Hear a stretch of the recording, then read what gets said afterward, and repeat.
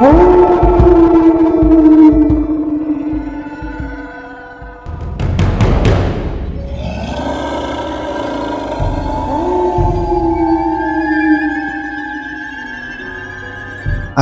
আলাইকুম এভরিওয়ান। শুরু হয়ে গেল ভূত আড্ডা ইউটিউব চ্যানেলের আরও একটি নতুন এপিসোড। বরাবরের মতোই আমি সাথে আছি ইমরান এইচ খান। আপনাদের প্রতি ভালোবাসা এবং আপনাদের আমাদের প্রতি ভালোবাসা থেকেই নতুন করে আবার এইভাবে শুরু করার প্রচেষ্টা। আশা করি আমাদের আয়োজন আপনাদের ভালো লাগবে। আর যেহেতু আমরা কেউ প্রফেশনাল না, তাই আমাদের প্রফেশনাল হতে কিছুটা সময় লাগবে। তো আমরা আমাদের সর্বোচ্চ চেষ্টা করে যাচ্ছি। আপনাদের সাপোর্ট এবং ভালোবাসা পেলে ইনশাল্লাহ আমরাও আপনাদেরকে ভালো কিছু উপহার দিতে সক্ষম হব। তো আপনারা যদি আমাদেরকে ঘটনা পাঠাতে চান, এর জন্য দুইটা ওয়ে আছে। প্রথমত, আপনারা আমাদের ডেসক্রিপশনে থাকা হোয়াটসঅ্যাপ নাম্বারটিতে আপনাদের ভয়েস ক্লিপ অথবা ঘটনা লিখে পাঠিয়ে দিতে পারেন। আর তাছাড়া আমাদেরকে মেল করতে পারেন bhuthadda@gmail.com এই অ্যাড্রেসে। আপনাদের বোঝার স্বার্থে আমি স্পেলিংটি আরেকবার বলে দিচ্ছি, bhuthadda@gmail.com এই অ্যাড্রেসে। আজকের এপিসোডে আমরা আরাফাত ভাইয়ের লেখা ল্যাংড়া কবিরাজের আরও একটি নতুন এবং ভয়ঙ্কর একটি ঘটনা শুনতে যাচ্ছি। বরাবরের মতো আজকের ঘটনাটাও আমরা সরাসরি আরাফাত ভাইয়ের মুখেই শুনবো। তাহলে চলুন মূল ঘটনায় প্রবেশ করি।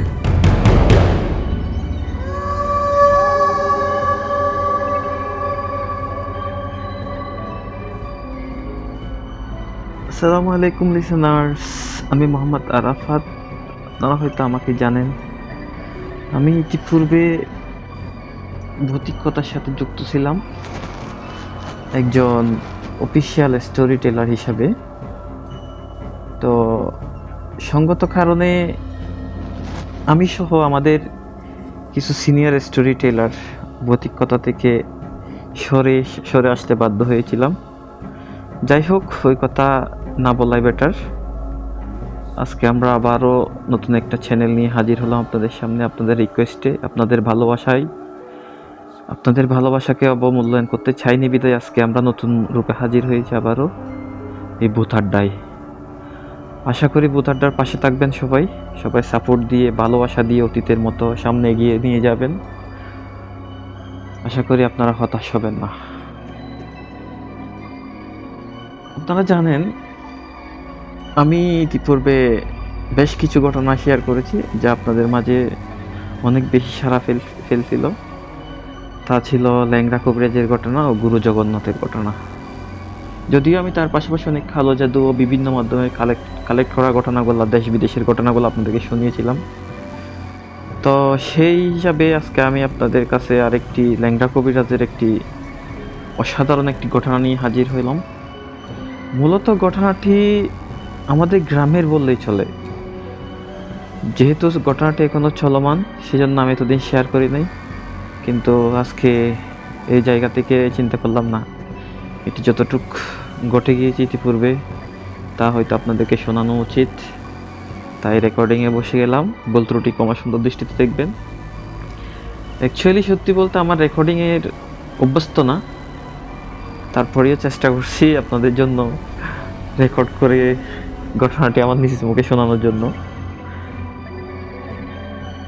আপনারা হয়তো জানেন, আমার গ্রামের বাড়ি চট্টগ্রামের আনোয়ারা জেলার আনোয়ারা থানার কোনো একটা গ্রামে। যদিও আমি এখন বর্তমানে কাতারে আছি, একটি কোম্পানিতে কম্পিউটার অপারেটর হিসেবে নিয়োজিত আছি।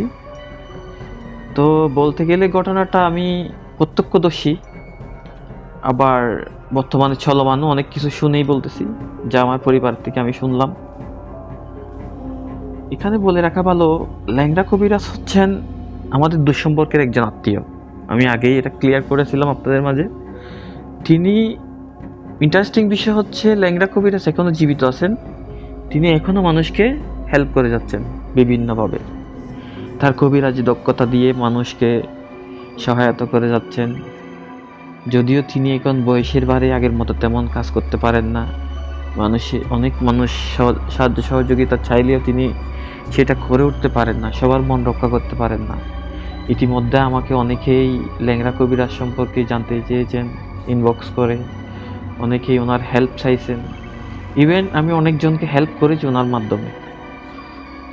আমি মাধ্যম করে ল্যাংড়া কবিরাজের সাথে বিভিন্ন মানুষের যোগাযোগ করাতে না পারলে অন্তত আমি তাদের কাছ থেকে বিভিন্ন সমস্যার কথাগুলা শুনে তারপরে ল্যাংড়া কবিরাজের থেকে বিভিন্ন তদবির নিয়ে আমি সাহায্য করেছি। যা হয়তো যারা সাহায্য পেয়েছেন তারা জানেন। আবার অনেকেই কমপ্লেন করেন আমি ল্যাংড়া কবিরাজের নাম্বার দিচ্ছি না কেন, ল্যাংড়া কবিরাজের ঠিকানা দিচ্ছি না কেন। আসলে সত্যি বলতে ল্যাংড়া কবিরাজের বারণ আছে এখানে যে আমি যেন কাউকে এই ব্যাপারে নাম্বার না দিই বা ঠিকানাটা না দিই। যার অন্যতম কারণ হচ্ছে তিনি, আবারও বলছি, তিনি অনেক বেশি বয়স্ক মানুষ, যার কারণে তিনি সব কিছু কুলায় উঠতে পারতেছেন আগের মতো। সেজন্য তিনি প্রেশার ফ্রি থাকার জন্য নতুন কোনো সমস্যার সমাধানে আগ্রহী না। যাই হোক, কথা অনেক বলে ফেললাম ইন্ট্রোতে। আমি আজকের মূল ঘটনায় চলে যাই। আসলে ঘটনাটা যেহেতু আমাদের গ্রামের, আমি তো ছোটবেলা থেকেই শুনে আসছি আমার আব্বুর মুখে, আমার বড় আব্বুর মুখে, এলাকার মুরব্বীদের মুখে। তো যখন আমার আব্বু ছোট ছিল, আমার আব্বু যখন বলছিলেন আমাকে ঘটনাটা, তখন আমার আব্বু বেশ ছোট ছিলেন, 5-7 বছরের হবে হয়তো। তখন আমাদের একটা পুরানা ভিটা ছিল, এখানেই ছিল আমাদের বাড়ি। আমার দাদা সহ আমাদের পরিবার তখন ওই পুরানা ভিটাতেই ছিল। এর পরবর্তীতে ঘনবসতি হয়ে যাওয়ার কারণে আমার দাদা পরবর্তীতে একটা নতুন ভিটা কিনেন অন্য জায়গায়, যেটা আমাদের বর্তমান ভিটা আছে। তো তৎকালীন ওই জায়গা দিয়ে তেমন একটা মানুষের চলাচল ছিল না বললেই চলে। দিন দুপুরে মানুষ ওদিকে যেতে ভয় পাইতো, ঝোপঝাড় আর বাঁশঝাড়ে ঘেরা ওই এলাকা। তবে আস্তে আস্তে বসতি গড়ে ওঠে, মানুষের বসবাস শুরু হয়। এক পর্যায়ে এখন অনেক বসতি হয়ে গেছে ওখানে। তো বিশাল এক গ্রাম পরিণত হয়েছে এখন। যাই হোক, তখন আমাদের ভিটার এক কর্নারে নাকি একটা ওয়াশরুম ছিল, টয়লেট, যা খোলা টয়লেট, আগের জমানায় যেগুলো ইউজ করা হতো। ওখানে কোনো সেফটি ট্যাঙ্ক বা অন্য কিছু ইউজ করা হতো না, এগুলো জাস্ট খোলা টয়লেট ছিল। তো এই টয়লেটটা নিয়ে অনেক ঘটনা আছে। যারা ওদিকে মাঠের মধ্যে কাজ করতে যাইতো, কৃষকেরা, বিভিন্ন মানুষেরা, রাখালেরা গরু ছাগল চড়াতে যাইতো, তো মূলত তারাই এই টয়লেটটা ইউজ করতো। তো এই টয়লেট দিনের বেলায় ইউজ করতে গিয়ে অনেকেই অনেক ঘটনার সম্মুখীন হয়েছিল। এখানে টয়লেটের বিশেষত্ব হচ্ছে ঘটনার সম্মুখীন হলেও কেউ কোনো সময় বাজেভাবে আহত বা গুরুতর কোনো আহত হয়নি। যার কারণ হচ্ছে কোনো একটা অদৃশ্য শক্তি, যেটা কিনা একটা ভালো শক্তি, সবাইকে এই খারাপ শক্তিটার হাত থেকে রক্ষা করে আর কি। তো বিষয়টা এমন, আমাদের গ্রামে নাকি অনেক আগে থেকে একটা খারাপ শক্তি ঘোরাফেরা করে, সবাইকে প্রচুর ক্ষয়ক্ষতি করেছিল ইতিপূর্বে। তো মাঝখানে অনেক বছর যাবত এটার আর কোনো হদিস পাওয়া যায়নি, তেমন কোনো ঘটনা ঘটে নাই। খুব শান্তিতে ছিলাম আমরা। ইভেন আমরা ছোটবেলা থেকে শুরু করে আজ পর্যন্ত আমরা কোনো ঘটনা শুনি নাই আমাদের এলাকায় এরকম কোনো ঘটনা হয়েছে।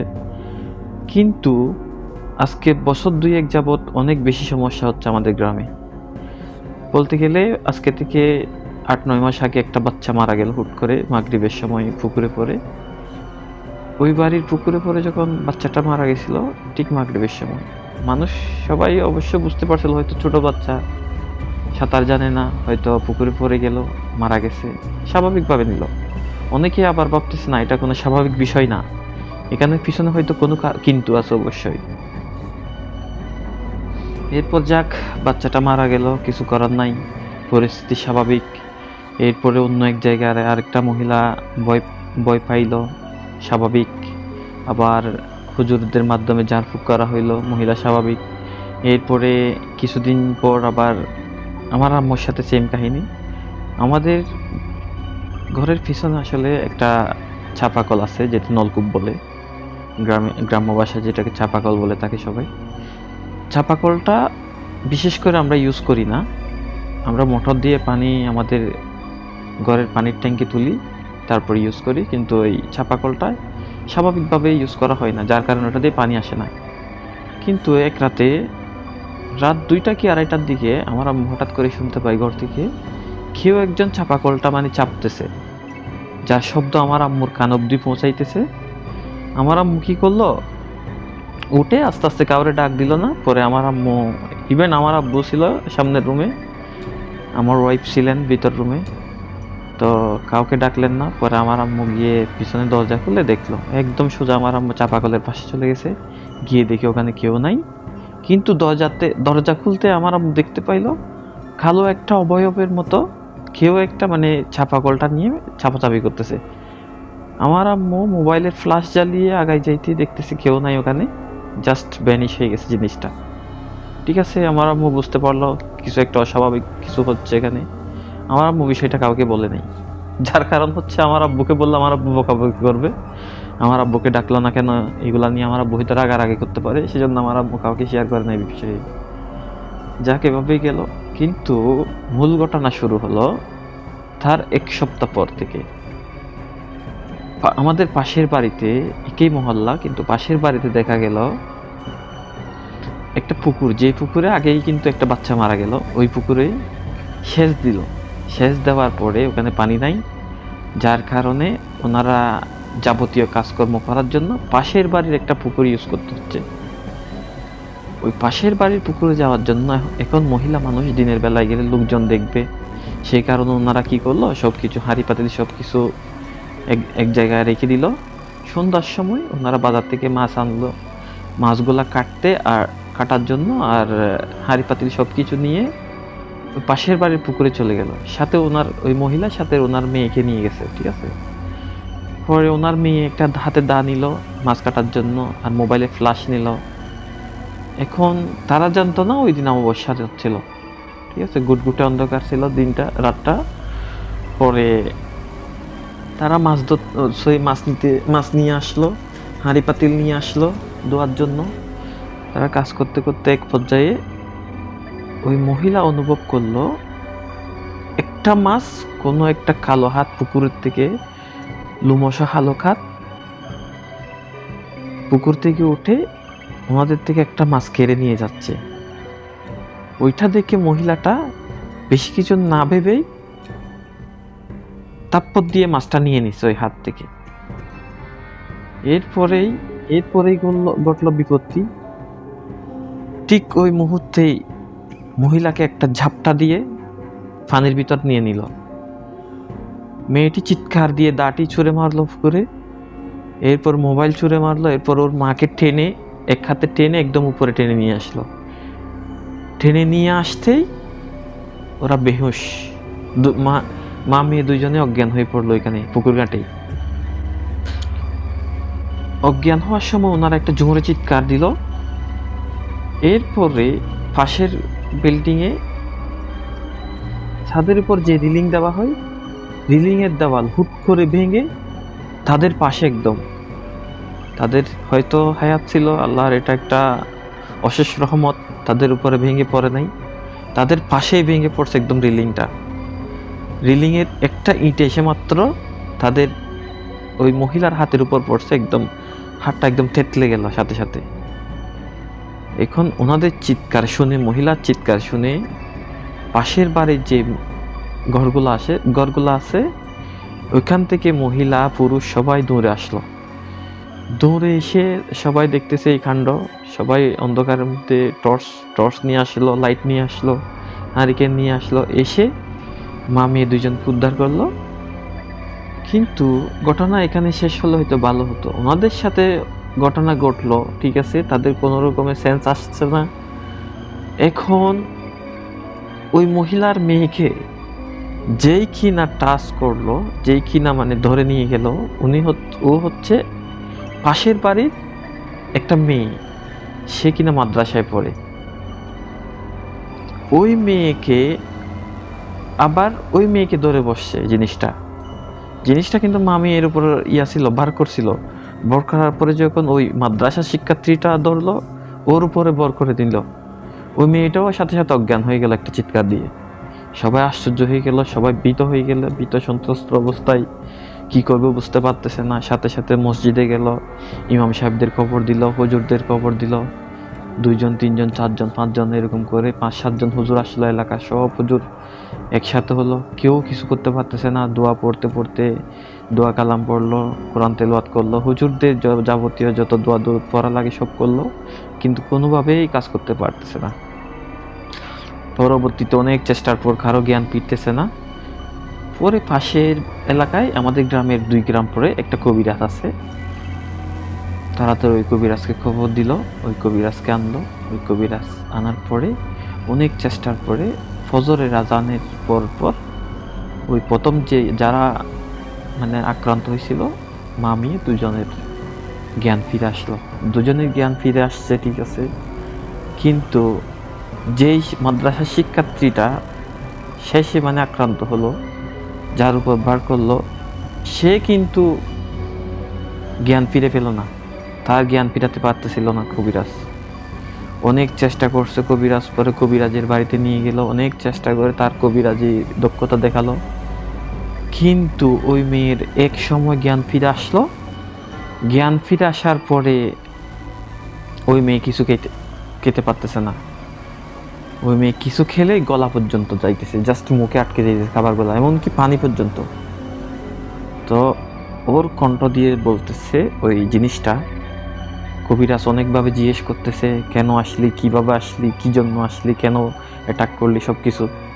তখন মেয়েটির কণ্ঠ দিয়ে ওই জিনিসটা বলতেছে, আমি আসছি না, আমরা ভালোভাবেই ছিলাম এত বছর ধরে, আমরা কারো ক্ষতি করি নাই, কিন্তু আমাদের চলাচলের জায়গা নষ্ট করছে, আমাদের চলাচলের জায়গা বন্ধ করছে। এরা কেউ শান্তিতে থাকতে পারবে না, এদেরকে শান্তিতে থাকতে দিব না যতদিন না পর্যন্ত না আমাদের চলাচলের জায়গাটা ক্লিয়ার না করে। এখানে এই বিষয়টা বলে রাখা ভালো, আমাদের এলাকার মধ্যে রিসেন্টলি অনেক নতুন নতুন ঘর হয়েছে, নতুন নতুন পাকা ঘর নির্মাণ করছে। এই পাকা ঘরগুলো নির্মাণ করার কারণে হয়তো তাদের একটা বাধা সৃষ্টি হয়েছে, হয়তো একটা বিপত্তি সৃষ্টি হয়েছে, যার কারণে তারা এতটা ক্ষিপ্ত হয়ে গেছে সবার উপরে। একক কারো উপর হয়েছে বিষয়টা এমন না, এলাকা যারে পাইতেছে সুযোগে তার উপরে অ্যাটাক করতেছে, বিষয়টা এরকম। তো এই মেয়েটা, মাদ্রাসা শিক্ষার্থী যে মেয়েটা আছে, ওটা যখন আক্রান্ত হলো, ওটা খাবার দাবার খাইতে পারতেছে না, ওর মা বাবা তো কান্নাকাটি, অবস্থা খারাপ, এলাকার মধ্যে একটা কান্নার রুল পড়ে গেছে, এলাকার মধ্যে সবাই একদম ভয় পেয়ে গেছে, ভয়ের মধ্যে ছেলে আতঙ্কের মধ্যে আছে। সন্ধ্যার পরে এমন একটা আধুনিক জমানা, এই জমানায় এসে 2024 সালে এসে যদি মানুষ রাতের বেলায় ঘর থেকে বের হতে ভয় পায়, এই বিষয়টা হাস্যকর। তো একটা কি মানে বাজে অবস্থা এলাকার। এখন সবাই মিলে সিদ্ধান্ত নিতে পারতেছে না। ওই কবিরাজ অনেক চেষ্টা করছে, কবিরাজটাও আসলে অনেক দক্ষ, তারপরে অনেক কবিরাজ দক্ষতা দেখাই, কোনো করতে পারতেছে না, একটা বিহিত করতে পারতেছে না। কবিরাজটা অনেকভাবে ওই জিনিসটার সাথে কথা বলতেছে, বারবার করে শরীরে বার করা জিনিসটার সাথে কথা বলতেছে।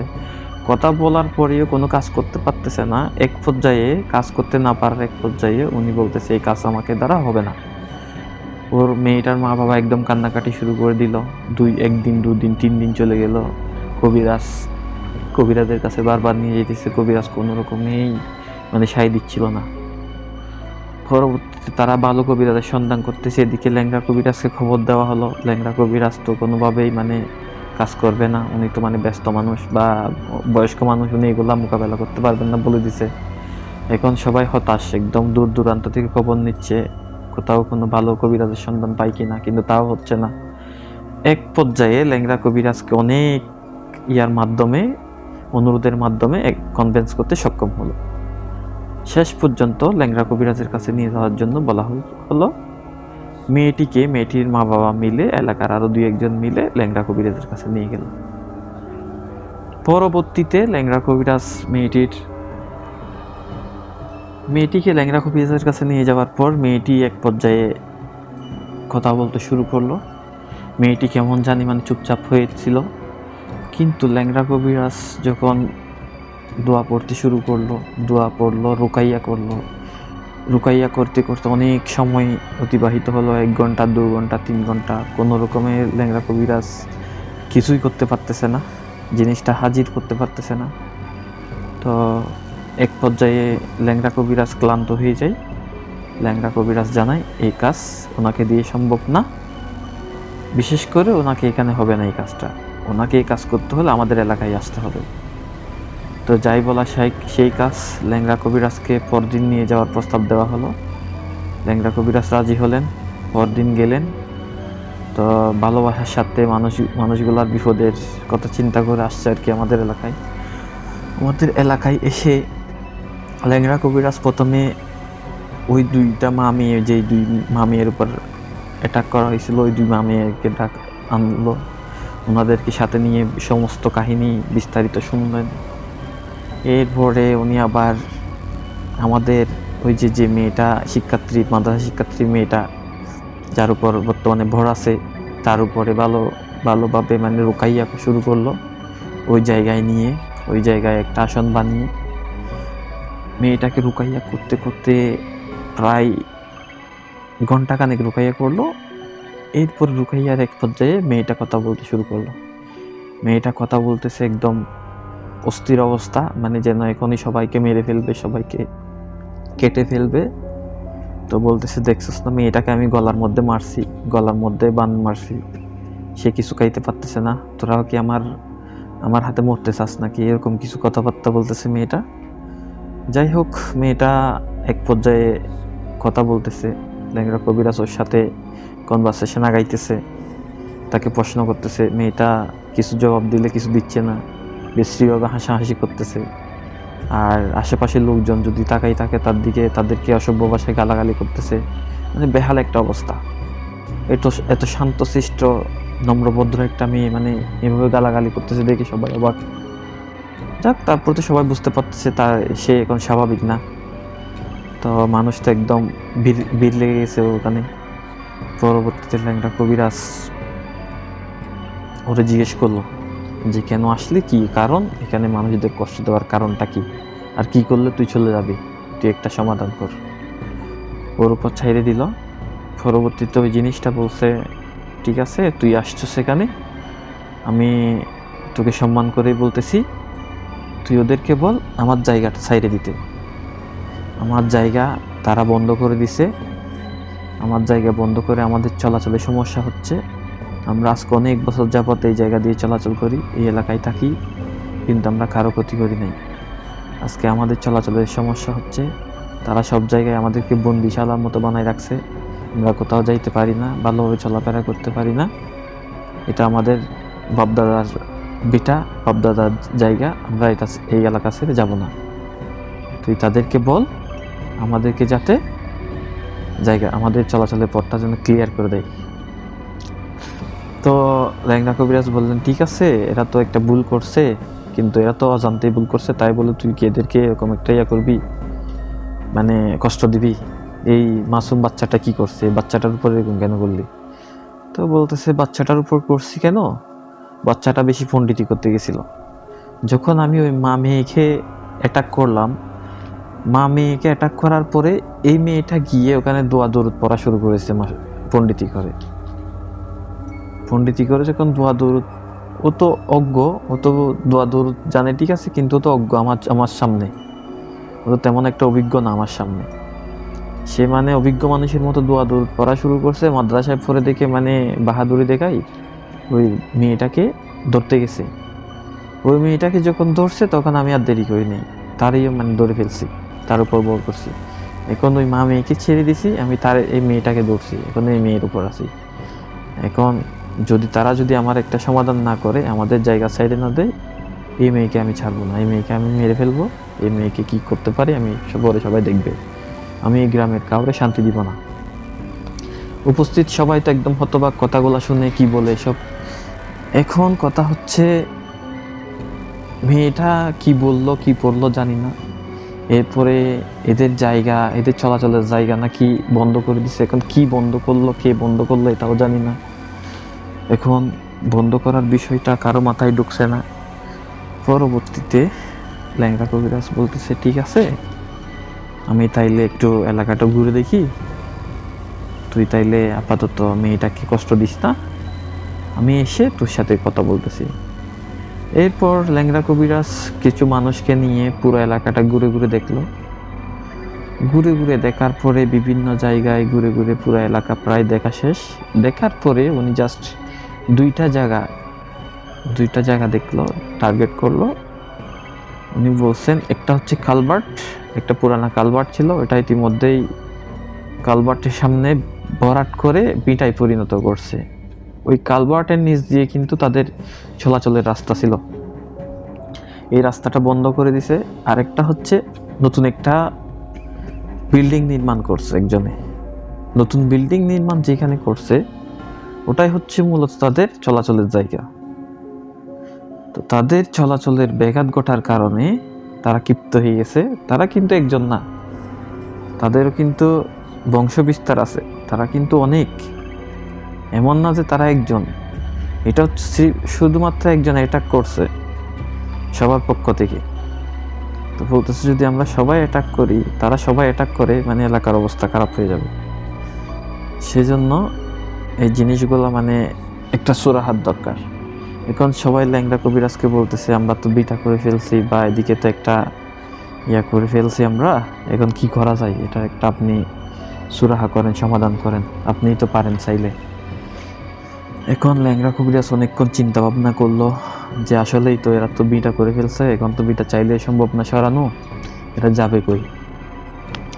তো সবাই কি করছে, ল্যাংড়া কবিরাজের কাছে এসে জোরাজুরির এক পর্যায়ে ল্যাংড়া কবিরাজ আবার ওই জিনিসটাকে হাজির করে কথা বলতে দেখ আসলে তোরা এখানে আসস ঠিক আছে, তোরা থাক, যাইতে হবে না, তোরা অন্য পথ দিয়ে চলাচল কর।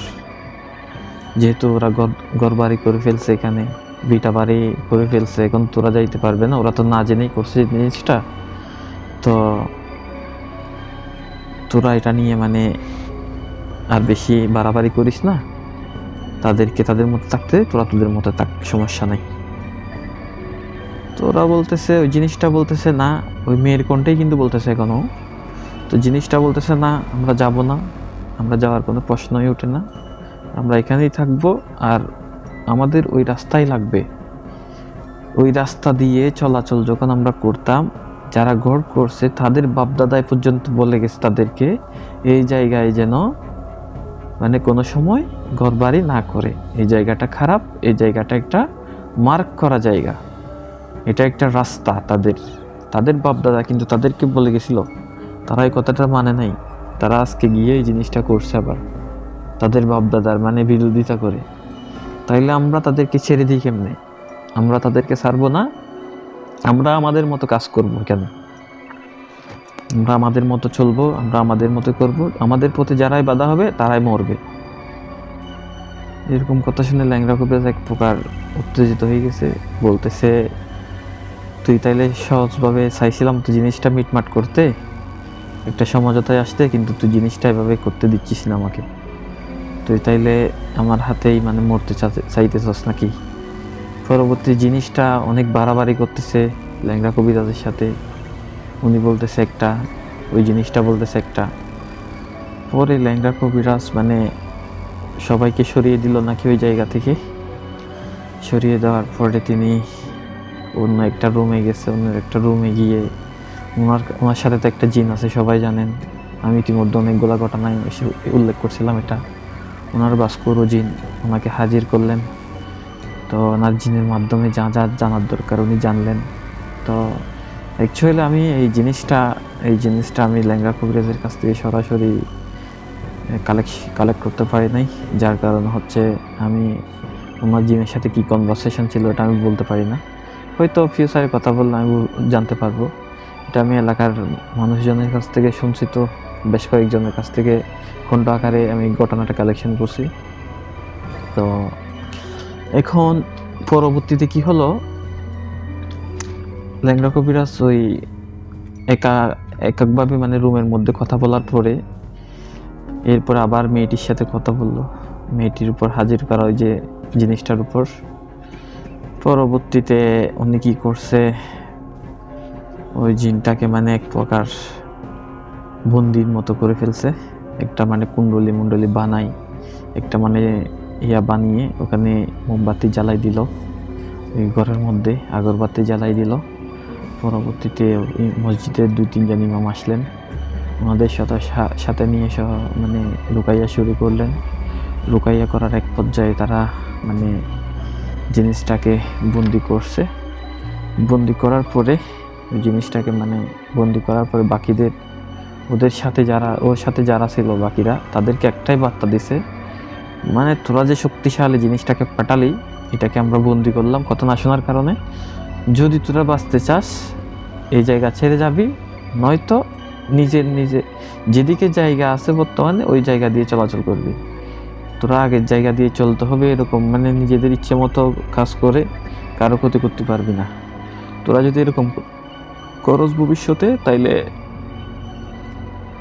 এর মতো সবাই বন্দি হবে এক সময়। পরবর্তীতে এই জিনিসটাকে বন্দি করলো, একটা বোতল নিল, কাঁচের বোতল নিয়ে বন্দি করলো, বন্দি করে ভালোভাবে বোতলের মুখ আটকে দিল। এরপরে ওই জিনিসগুলোকে বার্তাটা দিয়ে জাস্ট ওখানে কিছু মেয়েটাকে কিছু তদবির দিয়ে গেল, করে কিছু জমজমের পানি দিয়ে গেল, পরে এরপরে কিছু একটা লিখে তাবিজ দিয়ে গেলেন। এরপরে আলহামদুলিল্লাহ মেয়েটা এখন ভালো, তবে মাঝে মধ্যে মেয়েটার উপর ইফেক্ট হয় এখনো, এমন না যে পুরোপুরি ভালো হয়ে গেছে। মেয়েটার উপর এখনো খাওয়া দাওয়ার ব্যাপারে কিছুটা ইফেক্ট পড়ে, তবে তদবিরগুলো পালন করলে নাকি আস্তে আস্তে সব কিছু ঠিক হয়ে যাবে, এরকমটা জানাইছিলেন ল্যাংড়া কবিরাজ। তো এরপরে ল্যাংড়া কবিরাজ এলাকার হুজুরদের নিয়ে, ইমাম সাহেবদের নিয়ে, লোকজন আরো নিয়ে রাতের বেলায় পুরা একদম গ্রাম ঘুরে ঘুরে ঘুরে ঘুরে দোয়া দরুদ পড়তেছে। এক একজন ইমাম সাহেব, এক একজন মাদ্রাসার ছাত্র এলাকার বিভিন্ন জায়গায় দাঁড়িয়ে দাঁড়িয়ে রাতের ঠিক মধ্যরাতে 12টার পর সবাই একসাথে আজান দিল। পুরো এলাকায় একসাথে আজান দিল, পুরো এলাকায় সরিষার দানা ছিটাইল। যে সরিষার দানাগুলা ল্যাংড়া কবিরাজ দোয়া দরুদ পড়ে মানে ফরিয়ে দিছিল, তো সরিষার দানাগুলা ছিটাইল পুরো এলাকার মধ্যে। এটা নাকি সুরক্ষা করলো এলাকা মানে বন্ধ করলো এক প্রকার, যাতে কোনো খারাপ আত্মাগুলা কোনো করতে না পারে, খারাপ জিনিসগুলা মানুষের ক্ষতি করতে না পারে। এরপরে যে বাড়িতে অ্যাটাক হলো ওই বাড়িতে কিছু কাগজ লিখে ফেরেক দিয়ে আটকে দিল, আর এলাকার বিশেষ করে 4 কোণায় নির্ধারণ করে 4টা পেরেকের সাথে 4টা কাগজ লিখে 4 কোণায় 4টা কাগজ ফুটে দিল। তো উনি জানালো এটা নাকি এলাকার সুরক্ষা, এটা নাকি এলাকা বন্ধ করলো, পরবর্তীতে এই ধরনের কোনো ঘটনা ঘটবে না। যদিও বাই চান্স ঘটে, এটা এলাকার যদি যে বন্ধটা করলো, যে সুরক্ষাটা করলেন, ওটা যদি নষ্ট হয়ে যায় তাইলে হয়তো হতে পারে। তো এরকমটা জানাইছেন তিনি। এরপরে ওনারা ল্যাংড়া কবিরাজ সবার কাছ থেকে বিদায় নিলেন। তো জাস্ট এটাই ছিল ঘটনা। এখন আলহামদুলিল্লাহ ভালো আছে সবাই, এলাকার মধ্যে মোটামুটি একটা তমতমে পরিবেশ ছিল, ওইটা মোটামুটি কাটাই উঠছে সবাই। এখন আলহামদুলিল্লাহ ভালোই আছে। এখন ভবিষ্যতের কথা জানি না, ভবিষ্যতে যদি কিছু হয় অবশ্যই জানতে পারবেন। আমি চাইছিলাম না আসলে, আমি ব্যক্তিগত ঘটনাগুলো শেয়ার করতে চাই না, আশেপাশের ঘটনাগুলো শেয়ার করতে চাই না, যার কারণ হচ্ছে অনেকেই মনে করেন মানে তারা হয়তো এগুলো বানাই বলতেছে, তারা এগুলো মিথ্যা কথা বলতেছে, আমাদের গল্প শোনাইতেছে, তাদের সাথেই খালি ঘটনা ঘটে, অনেকে এরকম মনে করেন বিষয়টা। তা আসলে আমাদের সাথে ঘটে ঘটনাটা, বিষয়টা এমন না। আপনি হয়তো আশেপাশে খেয়াল করলে আপনার আশেপাশে এরকম অনেক বইয়ের ঘটনা আছে, কিন্তু হয়তো আপনি ব্যস্ততার কারণে লিখতে পারতেছেন না, আমাদেরকে হয়তো ঘটনা শেয়ার করতে পারতেছেন না, এটাই হয়তো আপনি পুরোপুরি কালেকশন করতে পারতেছেন না, হয়তো বিষয়টা এমন। কিন্তু ঘটনা ঘটে না এমন না, প্রতিটা এলাকায় আছে এই ধরনের ঘটনাগুলো, প্রতিটা এলাকায় ঘটতেছে। তো যাক লিসনার্স, আমি আর কথা বাড়াবো না। আপনারা আমাদেরকে যে ভালোবাসা দেখাইছেন, যে ভালোবাসা দিছেন, তা আমরা জীবনে বলতে পারবো না। আমরা চাই, এখানে একটা মেসেজ আমি সবার জন্য দিতে চাই ছোট্ট করে। আমরা এই চ্যানেলটি খোলার উদ্দেশ্য হচ্ছে একটাই, আমাদের কোনো টাকার প্রতি লোভ নাই, এটা আমরা আবারও প্রমাণ করার জন্য আসছি এই জায়গায়। আমরা যে একটা নতুন চ্যানেল নিয়ে শুরু করছি, এখানে কোনো আমাদের প্রফিট নাই। আমরা যে আপনাদের ভালোবাসার জন্য কাজ করি, এটা প্রমাণ করার জন্য আমরা আবারও নতুন চ্যানেল নিয়ে হাজির হইলাম, ঠিক আছে? আমরা এই জায়গা থেকে বলবো, আমাদের ভিউজ 10 জন থাকুক সমস্যা নেই, আমাদের ভালোবাসার মানুষ 10 জন হোক, 20 জন হোক, আমরা আপনাদের জন্য 20 জনের জন্য আমরা প্রতিদিন ঘটনা দিব। সপ্তাহে অন্তত না পারে 3 দিন হলেও ঘটনা দেওয়ার চেষ্টা করব। আপনারা যে আমাদেরকে ভালোবেসে আগলে রাখছেন, আপনারা যে আমাদের ভালোবেসে কাছে আছেন, আপনারা যে আমাদের ভালোবেসে পাশে আছেন, এই জিনিসটা মাথায় রেখে আমরা কষ্ট করে ঘটনাগুলো কালেকশন করতেছি, কষ্ট করে রেকর্ড করতেছি, কষ্ট করে আবার লিখতেছি, কষ্ট করে পাবলিশ করতেছি। তো এগুলো অনেক লং প্রসেস। তারপরে এগুলো কোনো আমরা প্রফেশনাল না। আমরা যারা বর্তমানে যুক্ত আছি এই চ্যানেলটির সাথে, ভূত আড্ডার সাথে, কেউ আমরা প্রফেশনাল না।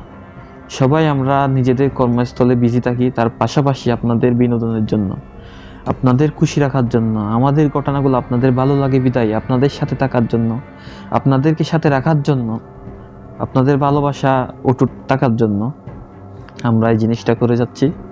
ভবিষ্যতে জানি না কতটুকু আগাইতে পারি।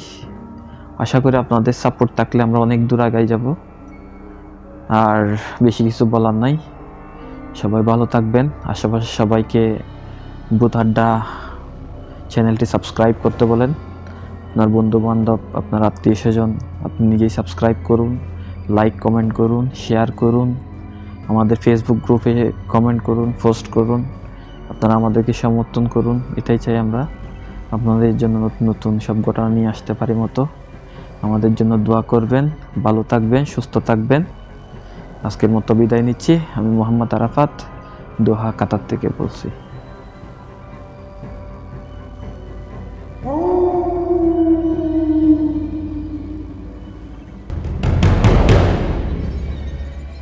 ধন্যবাদ আরাফাত ভাই। ল্যাংড়া কবিরাজের আরও একটি নতুন ঘটনা দর্শক বন্ধুদেরকে আপনার নিজের কণ্ঠে উপহার দেওয়ার জন্য। সত্যি বলতে আমরা এতটা প্রফেশনাল না, যেহেতু আমাদের যাত্রা কেবল শুরু। সেজন্য বলবো, প্রিয় শ্রোতা বন্ধুগণ, আপনারা আমাদের অবস্থানটা বুঝেই আমাদের ঘটনাগুলো এনজয় করবেন এবং আমাদের পাশে থাকার চেষ্টা করবেন। আপনাদের সাপোর্ট এবং ভালোবাসা পেলে ইনশাল্লাহ আমরা আরো ভালো কিছু করে দেখাতে পারবো, আরো ভালো কিছু আপনাদেরকে উপহার দিতে পারবো। আর আপনারা যদি আমাদেরকে ঘটনা লিখে বা ভয়েস ক্লিপ আকারে পাঠাতে চান, সেজন্য পিন কমেন্টে থাকা হোয়াটসঅ্যাপ নাম্বারে আপনাদের ঘটনাগুলো পাঠিয়ে দিতে পারেন, অথবা আমাদেরকে ইমেলও করতে পারেন। ইমেল অ্যাড্রেসটি হচ্ছে bhutadda@gmail.com।